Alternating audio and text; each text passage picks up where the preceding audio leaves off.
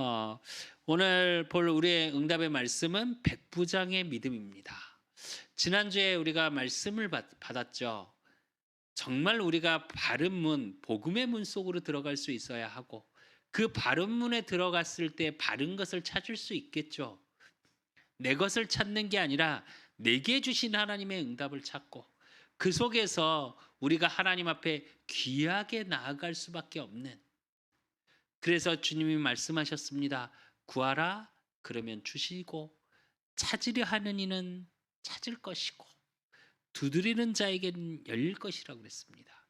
그리고 오늘 주시는 말씀은 그 산상수훈을 다 7장에 마치시고 내려오시는데 마태복음 8장이죠. 그러면서 사실 오늘 본 8장 5절에서 13절 이전에 이미 한 명 나병 환자가 나아지는 치유의 역사를 하십니다. 그리고 그 치유의 역사를 알고 백부장이 예수님께 나온 장면이죠. 우리가 여기서 조금 이번 주에 조금 확인하고 누려야 될 게 뭐냐? 서론에서 우리가 조금 봐야 될 거. 그렇다면 우리의 삶은 어떨까요? 믿음이라는 단어를 놓고 생각해 볼 때 여러분은 무엇을 믿고 살아가십니까? 많은 사람들은 이야기를 합니다. 보여줘야 믿지. 그래서 세상의 사람들은 어떻게 되냐? 삶 자체가 보여주기 위한 삶을 살게 돼요. 요즘 SNS나 뭐 모든 인터넷 상이나 아니면 우리 뭐 카톡 프로필 자체가, 그러니까 푸사 모든 것이 프로필 사진 뭐 이렇게 보여주는 게 참 많죠. 또 드러나는 게 많은 시대예요. 그러니까 뭐냐? 자기를 보여주기 위해서 굉장히 많이 꾸미고 사는 시대입니다. 어느 정도냐? 지금 젊은 층들 또 많은 뭐 요즘 좀 나이가 들어가시는 분들도 요즘 이렇게 길거리 다니다 보면 PT, 짐, 카페, 필라테스, 요가, 운동이 너무나도 많습니다. 물론 건강을 위해서 운동을 해야 되는 건 맞아요. 근데 이렇게 되어진 가장 큰 이유는 뭐냐? 보여주기 위해서. 그러니까 눈바디라 그러죠. 우리가 왜 눈으로 내 몸을 보기 위해서 내 건강을 위해서 하는 것으로 끝나는 게 아니라 그런 몸을 끊임없이 보여주고 싶어 해요. 그래서 열심히 운동을 하기도 하고. 나쁜 거라는 의미는 아닙니다. 이거는 필요하겠죠. 근데 모든 삶이 보여주기 위해서 포장을 하고 살아가요. 그리고 믿음도 어디서 나냐? 보여주기 위한 믿음을 많이 합니다. 교회에서 우리가 신앙생활을 하면서도 그렇게 해요. 보여주기 위해서 무언가 기도를 하고, 보여주기 위해서 예배를 잘 드리고, 보여주기 위해서 교회를 위해서 헌신을 하고. 아니, 교회 헌신이 나쁘고 기도가 나쁘고 예배가 나쁘다는 말이 아니에요. 제 말은. 신앙생활까지도, 우리의 믿음까지도 그 영향을 받는 게 문제라는 말이에요. 사실은 우리의 삶 속은 보이지 않는 거에서 모든 것이 시작됩니다. 우리의 생각, 우리의 마음, 우리의 영혼, 사실은 우리가 보고 듣고 생각하는 거에 따라서 행동을 하게 되는 거고요. 그런데 어느 때부턴가 우리는 반대가 됐어요. 많은 세상의 철학자들이 그런 얘기를 했죠. 환경이 사람을 만든다. 또 하나, 자리가 사람을 만든다. 맞는 말이기도 합니다. 허나 안 맞는 말이기도 해요. 인간이 환경의 지배를 받는다고 말을 하는데, 그렇다면 인간이 환경을 개척해서 살아갈 수는 없었겠죠. 반대로 얘기하면. 인간은 끊임없이 발전을 하고 살아갑니다. 반대로 얘기할게요. 환경의 영향을 전적으로 다 받는다면 지금과 같은 발전이 있을 수 있었을까요? 왜 제가 이런 말씀을 드리냐? 인간의 생각은, 하나님 떠나 있는 모든 인간의 생각은, 정말 죄송한데 단어 자체에, 생각 자체에 의식 자체에 모순이 있어요. 왜? 보이지 않는 하나님을 사단의 역사로 말미암아 보여지는 것처럼 위장하면서 살아가야 하다 보니까 말은 이치적으로 되게 그냥 들으면 말이 맞는 말 같은데 다 모순된 말을 하고 모순된 생각 속에 살아가면서 그것이 진리라고 이야기하고 살아갑니다. 한 번쯤은 조금 생각해 봐야 되지 않을까요? 저와 여러분만큼은. 정말 재밌는 사실은 대부분의 사람들은 보이지 않는 고통 속에 있다는 거예요. 제가 이제 이 한 주간 조금 지난주에 이제 일이라는 걸 조금 이렇게 하면서 정말 많이 느낀 것 중에 하나가 이거예요. 가장 낮은 자리에 있는 사람들끼리 모여서 가장 높은 자인 것처럼 하려고 하는 모습들을 되게 많이 봤어요. 그분들이 뭐 가장 낮은 자리라 그래서 뭐 이렇게 안 좋은 일을 하고 있고 뭐 무식한 이 얘기가 아니에요. 그게 아니라 세상에서 말할 때 볼 때 위치적으로는 가장 낮은 자리 같은 자리 속에 있다는 말이에요. 그런데 그러면서도 서로 자기가 위에인 것처럼 하려고 하고 서로 자기는 괜찮은데 잠깐 이 일을 할 뿐이라고 이야기를 하고 이런 모습들을 참 많이 봤습니다. 또 굉장히 지금은 뭐 인권이다 뭐다 이런 여러 가지 얘기를 하는데 이미 눈빛에서부터 사실은 이렇게 일을 하러 가면 눈빛에서부터 무시를 해요. 더 웃긴 거. 그러면서 서로 또 무시를 해요. 제가 그 모습을 보면서 무슨 생각이 들었냐. 아, 다 참 너무 힘들구나, 그냥. 그러면서 나를 지키려고 하다 보니까 내가 그렇게 아닌 것처럼 계속 포장지를 또 씌우고 또 씌우고 또 씌우고. 어쩌면 우리는 반대되는 쪽으로 가야 되지 않을까요? 물론 세상에서는 나를 있는 그대로 비치면 손해 볼 때가 너무나도 많습니다. 그 제가 웃으면서 그 얘기를 이번 주 내내 그 얘기를 참 많이 했는데 예, 박명수가 그런 말을 했잖아요. 개그맨 박명수가 그런 말을 했는데 예. 가는 말이 고우면 무시당한다. 근데 지금 시대가 그런 시대 같아요. 그러니까 보여지는 것만 믿는 시대, 보여지는 것만 쫓는 시대. 정말 죄송한데 그 보여지는 것을 쫓아가는 믿음 속에 있다면 정확히 말하면 그건 믿음은 아니에요. 보였는데 뭘 믿습니까? 사실은 모든 믿음은 어디서 시작되냐? 보이지 않는 것에 시작되어지는 거예요. 그리고 보이지 않는 걸 믿어야 진짜 믿음이지 않을까요? 근데 사람들은 어떻게 되냐? 보여지는 것만 자꾸 쫓아가는 시대. 그러니까 그걸 굉장히 많은 과학, 철학, 인문학, 문학 이런 것들로 포장지를 씌워서 다 모순된 말인데 그게 진리인 것처럼 속고 살아가는 시대. 그러니까 개인의 가치관이 어긋날 수밖에 없는 시대. 상대적 박탈감이라는 단어를 요즘 청년들이 굉장히 많이 쓰는데 저는 개인적으로 그런 생각을 하거든요.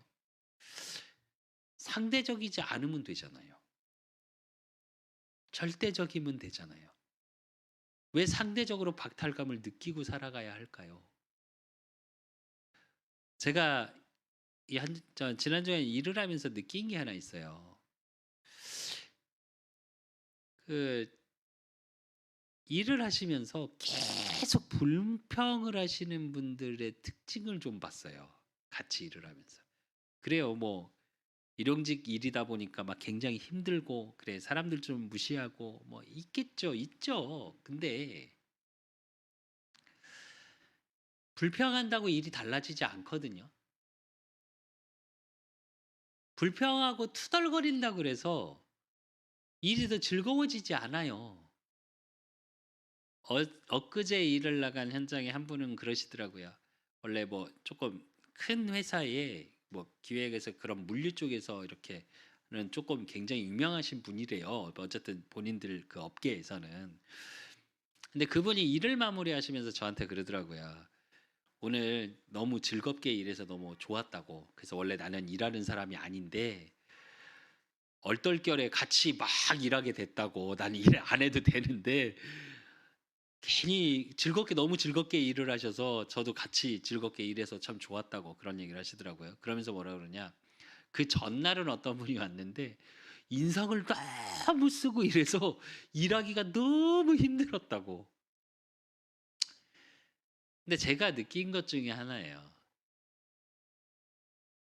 우리가 살아가는 인생 전체에서 보여지는 걸 쫓고 그 보여지는 게 전부이다 보니까 내가 보여지는 내 수준은 보이지 않고 나보다 잘 사는 사람, 조금 더 행복해 보이는 사람, 그러다 보니까 상대적인 거에서 자꾸 나를 찾아요. 그러니까 어떻게 되냐? 그런 자리에 가면 내가 자꾸 작아져요. 그런 자리에 가면 내가 자꾸 오그라들어. 누군가를 신뢰하고 무엇을 믿고 살아가기에는 너무 버거운 상태가 돼 버려요. 그러니까 어떻게 되냐? 늘 평안이 없어요. 입에서 불만이 계속 나오고 인생은 너무 힘들고. 희한하게 이번에 일을 하면서 제가 4일 동안 일을 했는데 계속 말이 많은 분이 옆에 있었어요. 계속. 어제랑 그제 같이 일하신 분 한 분은 점심을 먹고 이렇게 쉬고 있는데 혼자 말을 옆에서 계속 해요, 대꾸를 안 해도. 너무 신기하더라고요. 뭐 정치, 경제, 뭐 군 문제부터 해서 그랬다면서 계속 말을 해요. 다음 날 이렇게 되니까 한 분이 그분이 게스트 하니까 슥 나가 버리시더라고요.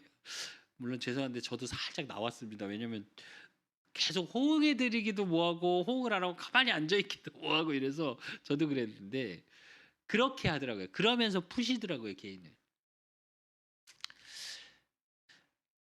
그러면서 자기들이 믿고 있는 남자들은 그런 게 있거든요. 인생을 살아가는 자기의 신념 같은 게 있어요. 그러다 보니까 자기를 자꾸 드러내려고 하는 게 있어요, 남자들은. 그런 걸 계속 하는 모습을 조금 봤었습니다. 근데 그게 왜 그러냐? 다 보이지 않는 고통 속에 있기 때문에 그래요.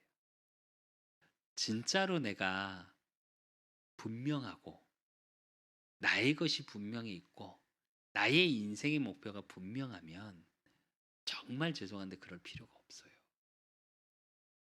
내가 믿는 게 정말 확실하면 많은 말, 많은 생각, 많은 불평이 필요가 없어요, 사실은. 근데 이 시대는 어떤 시대냐? 그렇게 나를 드러내고 그렇게 불평을 하고 말을 해야 되는 시대. 저와 여러분만큼은 이 시대에 흘러들어가고 이 시대에 그냥 물살에 흘러가듯이 흘러가지 마시고 정말로 하나님이 만드신 나, 내 정체성에 대한 복음의 비밀이 누려지시고 그 하나님의 주시는 말씀 속에서 나의 것이 보여지고 그러므로 내 인생에 무엇을 하고 살아야 할지 천명, 소명, 사명이 분명한 응답 속에 있으셨으면 좋겠습니다. 혹시 이 시간까지 찾지 못했다면 그것을 놓고 간구하십시오. 그것을 놓고 오늘 백부장의 예수님 앞에 나아갔던 것처럼 아프고 힘들고 지친 우리가 아니라 그런 아프고 지치고 힘든 나를 하나님 앞에 주님 앞에 나아가는 자.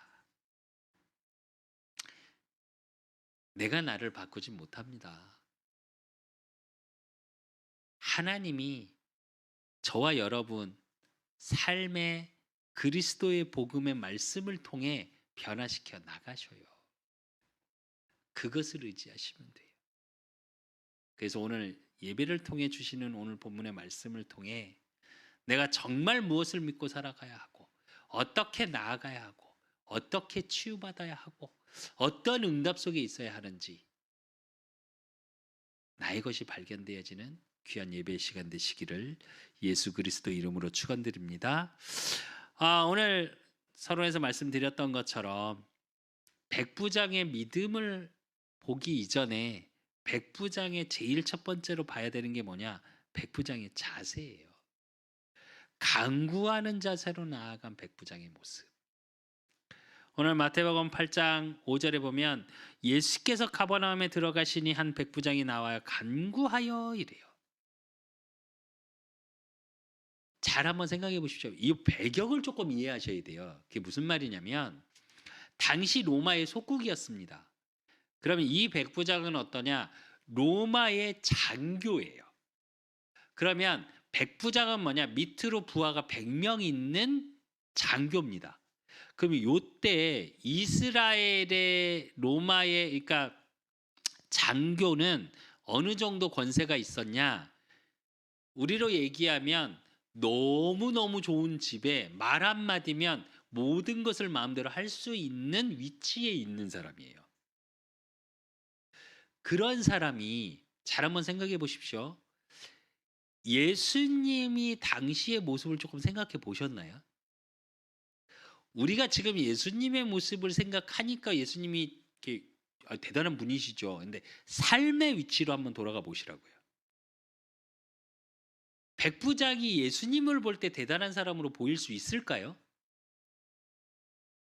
아닙니다. 당시 시대상은. 알고 계셔야 돼요. 생각해 보세요. 어부 출신이에요. 어부 출신에 어부들 몇 명 데리고 이렇게 가고 있어요. 여러분 같으면 어떠시겠어요? 분명 이제 복음을 말씀하고 가르치는 랍비라고 부름은 받았으니까 주변에서는 예수님을 당시에 랍비라고 했습니다. 주님 그리스도로 믿기보단 복음의 말씀을 가르치는 우리가 봤죠 산상수훈을. 그래서 그렇게 해야 한다고 느낄 때예요. 그러면 로마 장교의 입장에서 볼 때는 식민지에 종교를 가르치는 하나의 선생님일 뿐이지 대단한 인물로 안 보입니다. 근데 오늘 본문에 뭐라고 얘기해요? 간구하여 이래요. 그 말은 간청하다. 낮은 자세로 나아갔다. 이런 뜻이에요.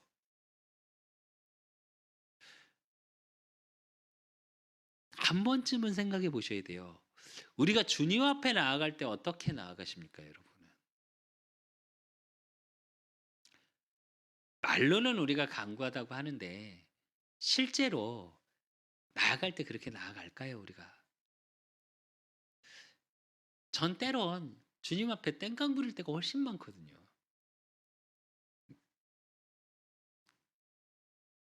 한 번쯤은 백부장의 믿음 이전에 자세를 한번 볼 필요가 있어요. 오늘 예배에 나오는 여러분들의 자세, 또 예배를 드리는 준비하는 여러분의 자세 어땠는지. 그리고 6절에 보면 나온 이유가 뭐야? 이르되 주여 내 하인이 중풍병의 집에 누워 몹시 괴로워하나이다 이럽니다. 간구하는 마음으로 나왔는데 자기 일도 아니고 자기 하인이에요. 더 그런 건 여기서 우리가 조금 봐야 될 건 뭐냐? 몹시 괴로워하는 당시의 중풍병은 치료약이 없었습니다. 정확한. 이건 뭘 얘기하냐? 저와 여러분이 조금 확인해야 될 거. 우리 인간에게 오는 고통을 대변하는 얘기예요. 여러분의 인생은 어떠셨습니까? 지금 이 예배 자리에 나오기까지 인생이 행복하셨습니까? 아니요. 대부분은 몹시 괴로운 인생을 살아가시더라고요. 제가 4일 동안 이렇게 일을 하면서 많은 분들을 이렇게 뵀어요. 왜냐면 뭐 아무래도 많게 되니까. 한 80%는요. 정말 얼굴이 어둡습니다. 거의 죽을 상을 하고 계시고, 또 어떤 분은 어제 이제 만났던 분은 어떠냐? 입에서 말이 거의 80%가 욕에 팍 그러시더라고요. 반대로 생각해 봤습니다. 왜 저러실까? 나이가 꽤 있으신데 굳이 말을 저렇게 표현을 할 필요가 있을까? 그러니까 쓸데없는 데다 이렇게 욕을 하세요. 쓸데없는 말에. 그래서 근데 왜 그러냐? 괴로웠던 인생이에요. 정확히 말하면 백부장은 간구하며 나왔는데 어떤 거요? 몹시 괴로워하고 안 되는 걸 가지고 주님 앞에 나온 거예요. 그 자세여야 돼요. 내가 안 되는 건 내가 내 생각 속에 이건 안 되겠지. 에이, 이건 될까? 하면서 주님 앞에 나오는 모습. 아니면 내가 진짜 안 되는 나의 그런 것들을 그냥 하나님 앞에 간구하는 자세로 내어놓는 모습. 우리의 하나님의 만나기 전에 우리의 인생은 어떤 인생이냐? 누가복음 16장 23절의 인생이에요. 그가 음부에서 고통 중에 눈을 들어 멀리 아브라함과 그의 품에 있는 나사로를 보고 그럽니다. 무슨 얘기냐? 부자와 거지 나사로의 이야기죠. 누가복음에 예수님이 예화를 든 장면입니다. 음부의 권세 속에 눌려 있는 삶인 거예요. 즉 지옥 배경을 가지고 살아가는 오늘을 살아가는 인생. 그러니까 괴로울 수밖에 없죠. 몹시. 때론 이유도 모르는 고통 속에 있죠. 하나님을 만나고도 내가 하나님의 자녀인데 그 속에서 갈등이 있고 힘겹고 어려울 수 있습니다. 예수 그리스도께서 나를 위해 십자가에서 모든 문제 해결하신 요한복음 19장 30절에 다 이루었다 하신 모든 것은 우리의 영적인 거 육적인 거 다 이루었다 하셨는데 아직 내 속에서 치유가 안 돼서 진행형인 것들이 있어요. 그것 때문에 혹시 지금도 갈등, 지금도 고민, 오늘도 힘겨운 속에 있는 분이 있으시면 하나님께 간구하시면 돼요. 주님 앞에 나와 간구하시면 돼요. 그러니까 예수님이 뭐라고 하십니까? 7절에 이르시되 내가 가서 고쳐주리라. 이 말의 의미를 조금 아셔야 돼요. 무슨 말이냐? 당시에 이스라엘 민족은 이방인들이 이스라엘 민족의 사람들에게 찾아올 수 있었을까요? 없었습니다. 선민사상 때문에. 그러니까 어떻게 하냐? 예수님이 대신 가주겠다는 거예요. 이게 여러분의 인생, 저와 여러분의 인생 아닐까요? 저와 여러분이 안 되는 걸 가지고 절대 불가능 속에 있다면 간구하는 자세로 주님 앞에 나아가면 주님께서 찾아오신답니다. 그래서 저와 여러분이 누려야 되는 건 뭐냐? 주님이 주신 은혜의 선물이에요. 성경 한 구절을 같이 보겠습니다. 에베소서 2장 7절에서 8절 같이 합독하시겠습니다. 이는 그리스도 예수 안에서 우리에게 자비하심으로써 그 은혜의 지극히 풍성함을 오는 여러 세대에 나타내려 하심이라. 너희는 그 은혜에 의하여 믿음으로 말미암아 구원을 받았으니 이것은 너희에게서 난 것이 아니요 하나님의 선물이라 그랬습니다. 저와 여러분의 삶에 구원의 은혜가 계속 임해줘야 돼요. 간구하며 나아가는 자에게 하나님은 구원의 은혜의 선물을 계속 주세요. 혹시 지금의 삶에 불만스럽고 원망스럽고 혹시 그러고 계신 분 있습니까? 어, 그 시간에 내가 지금 힘겹고 어려운 걸 가지고 지금 있는 몹시 괴로운 걸 가지고 주님 앞에 간구하는 자세로 나가십시오. 그러면 은혜의 선물로 채워나가세요. 새벽에 일찍 일어나서 이렇게 일하는 현장으로 이렇게 가는 그 시간이 모르겠습니다. 몸은 많이 힘들었지만 제가 문득 무슨 생각을 했냐. 두 가지 생각을 했어요. 그 일이 이제 매일 일을 잡는 거라 일을 주심에 되게 감사하더라고요. 또 하나, 그 시간에 의외로 정말 많은 분들이 움직이세요.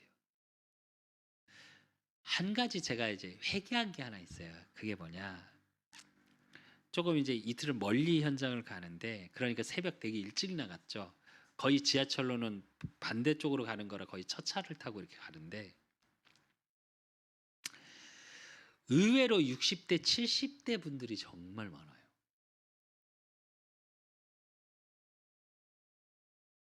가방 하나 거의 비슷하게 메시고요.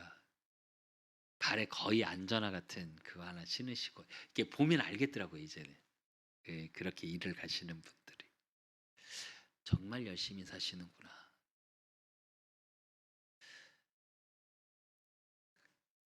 난 진짜 저렇게 열심히 살고 있었을까? 예. 조금 많은 걸 돌아보게 되는 시간이었습니다. 세상에서는 그렇게 말할 수 있겠죠.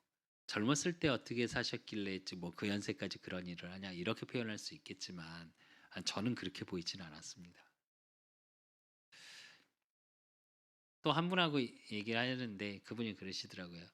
아우, 일이 있으면 일을 해야죠. 그게 맞는 거 아닐까요?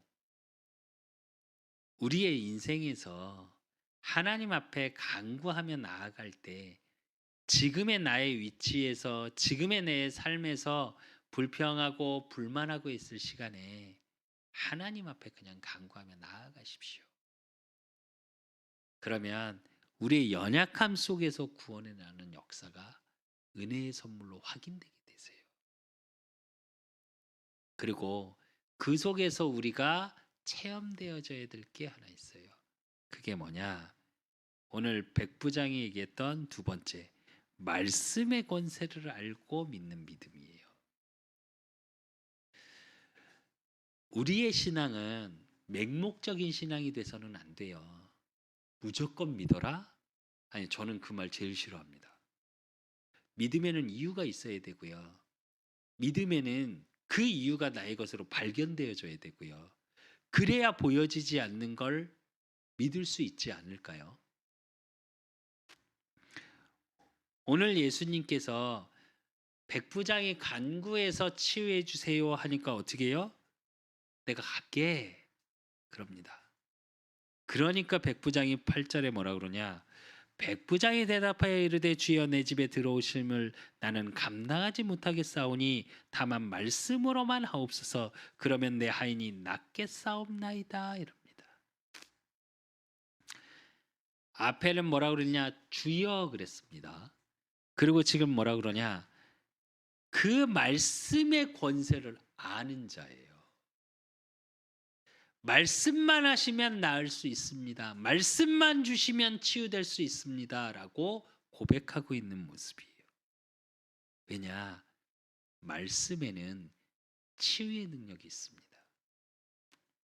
저와 여러분의 영혼이 치유되고요. 생각, 마음이 치유되고요. 그러면 저와 여러분의 삶이 치유되고요. 삶이 치유되기 위해선 관계가 치유돼야 돼요. 마가복음 2장 5절에 보면 예수께서 그들의 믿음을 보시고 중풍병자에게 이르시되 작은 자야 내 죄사함을 받았느니라 하시니 그럽니다. 치유 중에 제일 치유의 첫째는 뭐냐?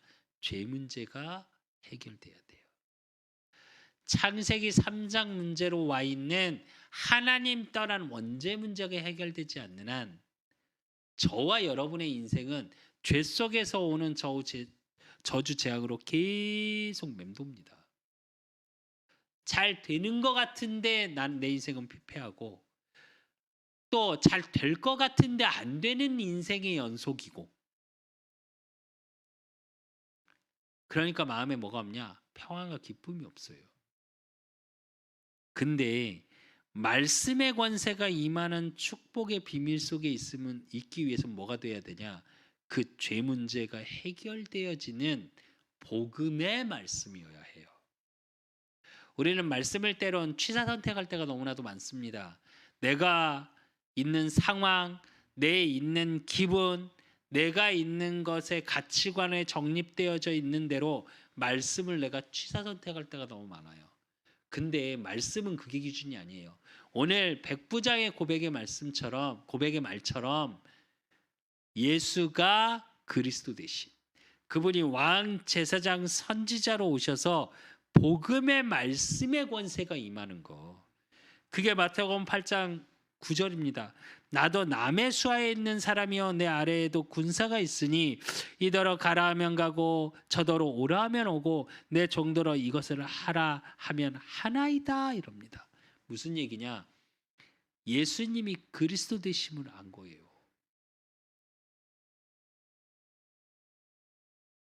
한 번쯤은 정말로 복음의 말씀의 기준을 가지고 믿어보십시오. 이게 한 번 체험되어지면 여러분 인생이 정말 바뀝니다. 어제 제가 제 여동생하고 통화를 하면서 그랬습니다. 저희 아버지 얘기를 조금 하면서 그랬어요. 인생의 행복에 대해서 잠깐 얘기하면서, 그래도 주님 만나고 나서 너무 행복하다고 그래요. 저도 모르게 나온 말이에요. 다른 걸해서 즐겁다? 잘 모르겠더라고요. 솔직히.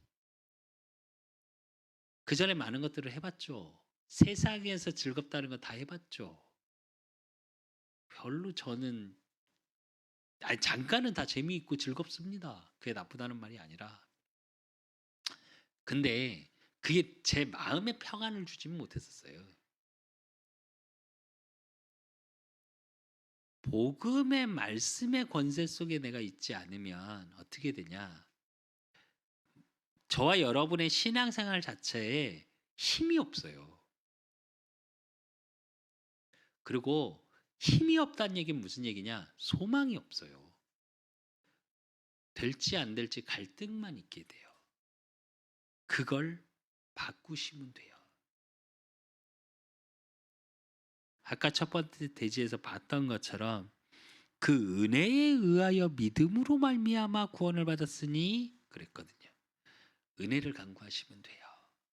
때론 안 믿어지십니까? 그럼 어떻게 되냐? 안 믿어지는 그걸 가지고 간구하십시오. 그냥. 우린 자꾸 안 믿어지는데 믿게 해주세요. 믿음을 주시옵소서 이래요. 안 믿어진다니까요. 그러지 마시고 하나님의 말씀, 복음의 말씀을 가지고 간구하는 자세로 나가시면 돼요.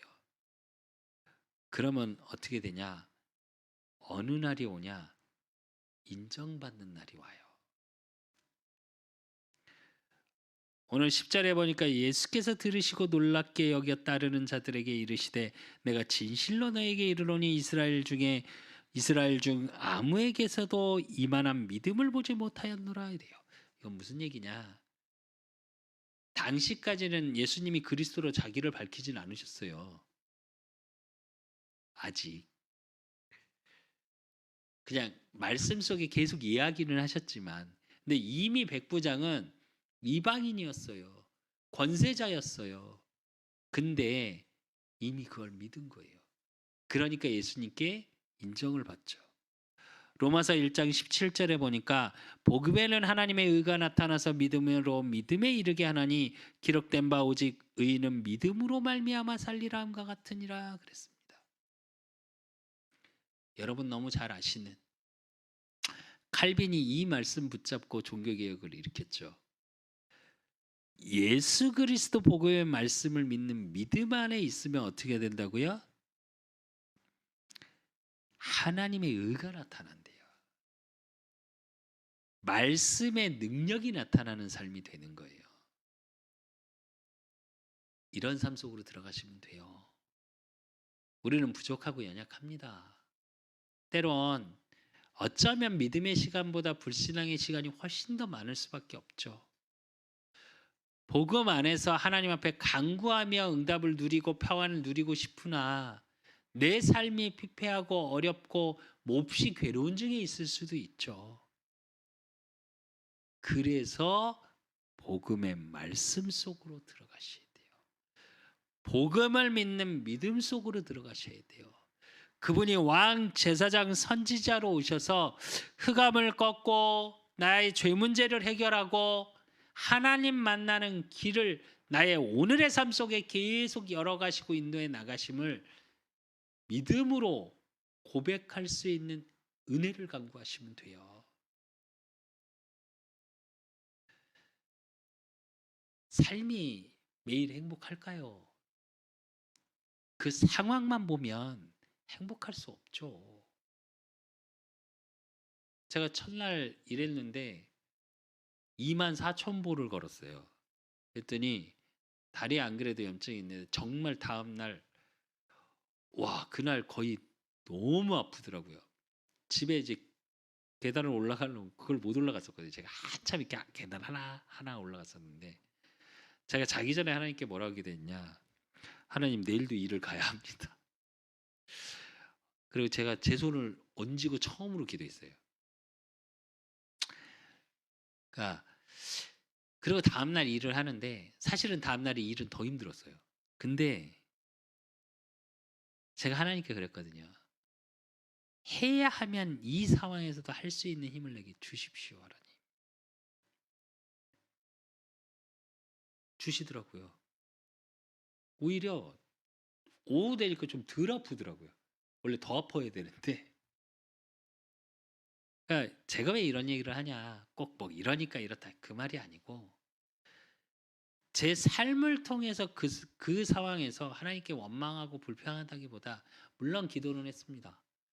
아침에 이렇게 지하철을 타고 가는데 거기가 이제 1호선 라인이라 다 밖으로 가요. 그러니까 이제 교회들이 조금 큰 교회들이 새벽 기도 딱 시간이니까 다 불이 켜져 있는 거예요. 제가 그랬어요. 하나님, 제가 이렇게 일하러 가는 게 아니라 이 시간에 기도를 하고 있어야 되지 않겠냐고, 예배를 드려야 되지 않겠냐고, 그렇게 만들어 주시라고 그런 기도를 했는데 한 번쯤은 여러분의 삶을 통해서 지금의 상황에 지금의 어려움 속에 불평하기보다 복음을 믿는 믿음의 은혜를 간구함 속으로 좀 들어가셨으면 좋겠어요. 그러면 어떻게 되냐? 오늘 백부장이 받은 응답, 참 믿음에 대한 응답을 받게 됩니다. 그 13절에 뭐라고 해요? 예수께서 백부장에게 이르시되 가라 내 믿음대로 되지어다 하시니 그 즉시 하인이 나으니라 그래요. 믿음에는 반드시 응답이 오는데 그 응답의 비밀이 뭐냐? 치유예요. 여러분의 마음이 치유되고요. 생각이 치유되고요. 그러면 어떻게 돼요? 말이 치유됩니다. 그러면 그 다음에 나오는 게 행동이 치유돼요. 그러면 관계가 치유되고요. 관계가 치유되어지면 여러분의 삶이 치유되어지는 거예요. 그런데 그 치유를 말씀하시기 직전에 예수님이 말씀을 하세요. 11절에 보니까 또 너에게 이르노니 동서부터 많은 사람이 이르러 아브라함과 이삭과 야곱과 함께 천국에 앉으려니와 이래요. 치유되고 나서 받는 저와 여러분의 응답이 뭐냐? 오늘 여기서 많은 사람들이 그래요. 이거는 동서로부터 많은 사람이 이 얘기는 무슨 얘기냐? 당시 이스라엘 사람들은 선민 사상 속에 있었죠. 유대인, 헬라인들이. 근데 이걸 깨는 얘기입니다. 이 얘기는.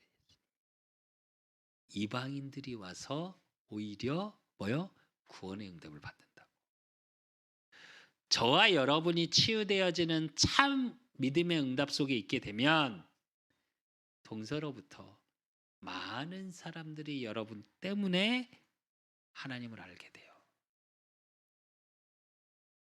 그리고 12절에 보니까 그 나라의 본 자손들은 바깥 어두운 데 쫓겨나 거기서 울며 이를 갈게 되리라. 이 얘기 뭐냐? 당시의 유대인들을 얘기하는 거예요. 무슨 얘기냐? 버릴 건 버려지는 응답을 받게 돼요. 여러분이 내가 이 생각을 버려야지, 내가 이걸 버려야지 이러지 마시고 그냥 하나님 앞에 나아가면 내가 치유되어지면 나를 통해 모든 이방인들이 동에서부터 서에서 몰려와서 살아나는 응답으로 확인하게 되고요. 여러분 때문에 교회가 살고, 여러분 때문에 가정이 살고, 여러분 때문에 가문이 살고, 여러분 때문에 업이 사는 그 참 응답을 확인하게 돼요. 전통, 사상, 시대 흐름 아니 그것까지 다 초월하게 되는 초월자적 응답을 확인하게 됩니다. 그래서 저와 여러분은 뭐 하면 되냐? 야고보서 5장 16절 한 절을 같이 보겠습니다. 야고보서 5장 16절 그러므로 너희 죄를 서로 고백하며 병이 낫기를 위하여 서로 기도하라. 의인의 간구는 역사하는 힘이 크민이라 그랬어요. 여러분, 여러분의 간구는 역사하는 힘이 크답니다. 진짜로 이제부터 아무거나 어떤 거에도 두려워하지 마시고 지난주 말씀처럼 간단의 말씀을 조금 이렇게 흐름을 한번 확인해 보십시오. 믿음 있기 전에 바른 문으로 들어가고 바른 걸 찾고 바른 걸 구할 수 있어야 되겠죠. 그리고 그러기 위해서 뭐 해야 돼요? 염려하고 불안해하면서 하지 말라고요. 내일 일에 대해서 늘 불안해하는 자가 아니라 하나님이 주시는 소망의 말씀을 가진 자로 그래야 바른 문을 두드릴 수 있겠죠. 바른 문에 들어가야 다른 문에 들어갔는데 바른 걸 찾을 수 있겠습니까? 바른 문에 들어가야 바른 걸 찾을 수 있겠죠. 그래야 바른 걸 구할 수 있겠죠.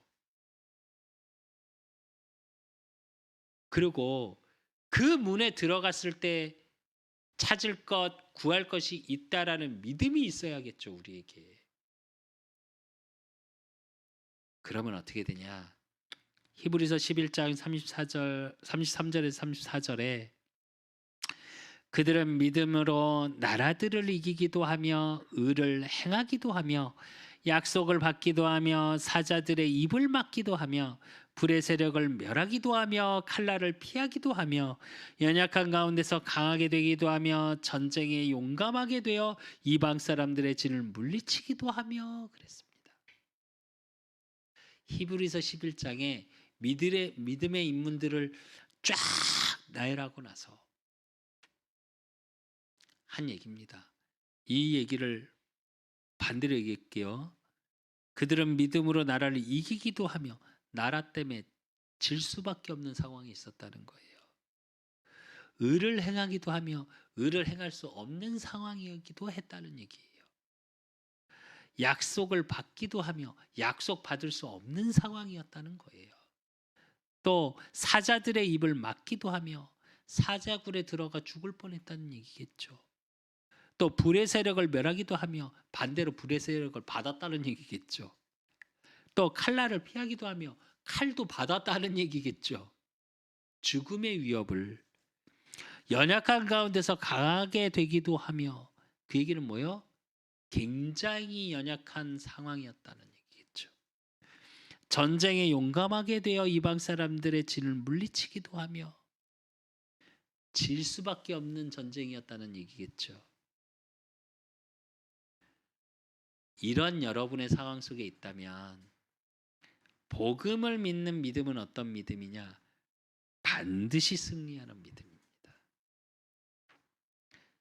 그래서 여러분 오늘 백부장의 믿음을 통해서 반드시 승리하는 복음의 믿음 속에 이제 보여주기 위한 삶이 아니라 보여질 수밖에 없는 드러나는 삶이 되어지는, 그래서 말씀을 믿는 믿음 속에서 참 믿음의 응답의 증인 되시기를 예수 그리스도 이름으로 축원드립니다.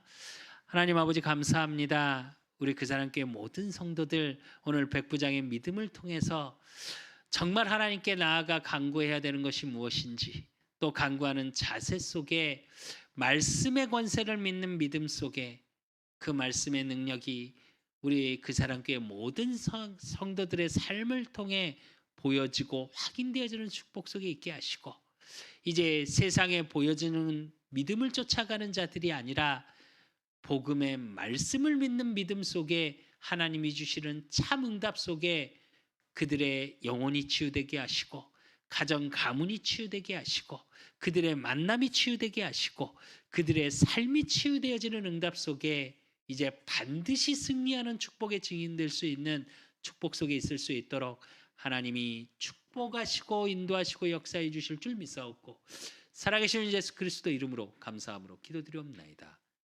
아멘.